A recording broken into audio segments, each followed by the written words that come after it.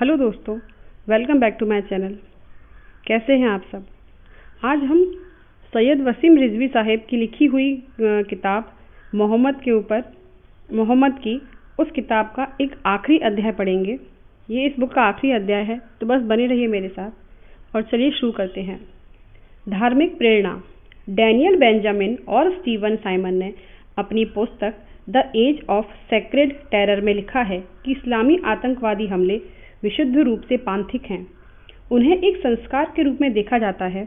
ब्राह्मण को बहाल करने का इरादा एक नैतिक आदेश है जो इस्लाम के दुश्मनों द्वारा दूषित किया गया था। यह ना तो राजनीतिक या रणनीतिक है, बल्कि मोचन का कार्य है का अर्थ है ईश्वर के आधिपत्य को नकारने वाले को अपमानित करना और उनका वध करना। चार्ली हेब्डो के अनुसार चार्ली हेब्डो के ऊपर गोलीबारी के लिए उत्तरदायी कोची भाइयों में से एक ने फ्रांसीसी पत्रकार को यह कहते हुए बुलाया, हम पैगंबर मोहम्मद के रक्षक हैं। इंडोनेशियाई इस्लामी नेता याहा चौलिल स्टार्क्स के 2017 के टाइम्स मैगजीन के साक्षात्कार में शास्त्रीय इस्लामी परंपरा के भीतर मुसलमानों और गैर मुस्लिमों के बीच संबंध अलगाव और दुश्मनी में से एक माना जाता है। उनके विचार में चरमपंथ और आतंकवाद रूढ़िवादी इस्लाम से जुड़े हैं और कट्टरपंथी इस्लामी आंदोलनों को नई बात नहीं है।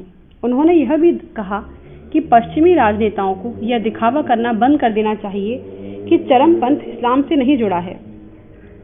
इस दुनिया जैसी बहुत सी दुनिया बनाने वाली बस एक ही शक्ति है और उस शक्ति का कोई धर्म नहीं है। जब से पृथ्वी पर मनुष्य विकसित हुए तब से मनुष्यों ने उस व्यक्ति को पहचाना और किसी न किसी तरह से उस शक्ति की पूजा की, उसकी प्रार्थना की और उसके आगे अपना सर झुकाया। धर्म चाहे जितने हो, मनुष्य एक है, मनुष्य को बनाने वाला एक है। हम मनुष्यों ने उस एक शक्ति को अपने अनुसार मानकर मनुष्य के कल्याण के लिए कार्य किए हैं। यह बात अलग है कि जिस धर्म को मानने वाले ने अपने धर्म के हिसाब से उस शक्ति को पूजा, उसने उस शक्ति को किस रूप में इस दुनिया में जन्माया है और पहचानवाया है। यह उसके धर्म के प्रचारकों की देन है, जिनको आप भगवान, ईश्वर, अल्लाह, गॉड या और किसी नाम से अपने धर्म के अनुसार पहचानवाना चाहते हैं। अगर आप उसकी छवि खुद खराब कर देंगे तो जाहिर सी बात है कि आगे जाकर उस पर धार्मिक प्रचारक के अनुयायी उसकी और हिसाब से मानेंगे, जैसा कि आपने उस शक्ति को जिसने दुनिया बनाई है पहचानवाया है। अगर आप किसी सनातन धर्म के मानने वाले से पूछें कि गॉड के मायने क्या हैं, तो वह कहेगा ईश्वर।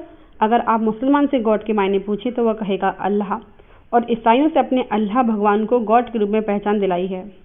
लेकिन सब अपने अपने धर्म के हिसाब से मनुष्य को पैदा करने वाली शक्ति को शक्ति मानते हैं, महान मानते हैं और उसके आगे अपना सर झुकाते हैं।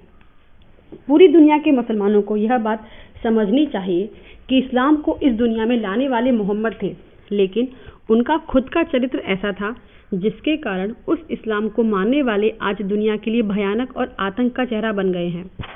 यह हम नहीं कहते कि अल्लाह को ना मानो, आप अल्लाह को उस शक्ति के रूप में मानो जिसने इस पूरी दुनिया को बनाया है, जिसने सभी धर्म के लोगों को बनाया है। सभी धर्म के लोग आपस में भाई बहन के समान हैं। कोई माँ के समान है तो कोई बाप के समान है। यह गलती तो 1400 साल पहले मोहम्मद ने अपने काल्पनिक विचारों की वजह से की और दिमागी बीमारी के कारण की, लेकिन आज हम दिमागी बीमारी से नहीं हैं और ना ही अपनी कल्पनाओं में जी रहे हैं। अंधविश्वास अगर किसी का भला करता है तो भी ठीक है, लेकिन अगर किसी अंधविश्वासी बात या धर्म से किसी मनुष्य को कोई नुकसान पहुंचा रहा है तो वह अंधविश्वासी बात और धर्म स्वीकार करने योग्य नहीं है। मेरे ये लेख और मेरी ये सोच जो तथ्यों पर आधारित है, जिसे पढ़कर हर व्यक्ति को चाहिए कि बात को किसी धर्म से न जोड़ते हुए बल्कि इंसानियत के धर्म से, मानवता से जोड़कर देखें। राहत इंदौरी जी ने क्या खूब कहा है कि तूफानों से आंख मिलाओ, सैलाबों पर वार करो, मल्लाहों का चक्कर छोड़ो, तैर के दरिया पार करो। तो दोस्तों, ये इस किताब का आखिरी चैप्टर था जो ये ख़त्म हुआ है और आज इस बुक की समाप्ति यहीं पर होती है। और कैसे लगी आपको मेरा ये वीडियो, मुझे कमेंट करके बताइएगा। और बस फिर मिलते हैं मेरे नेक्स्ट वीडियो में। तो बस बने रहिए दोस्तों, इसी तरह अपना सपोर्ट बनाए रखिए। इससे मुझे मोटिवेशन मिलती है। थैंक यू दोस्तों।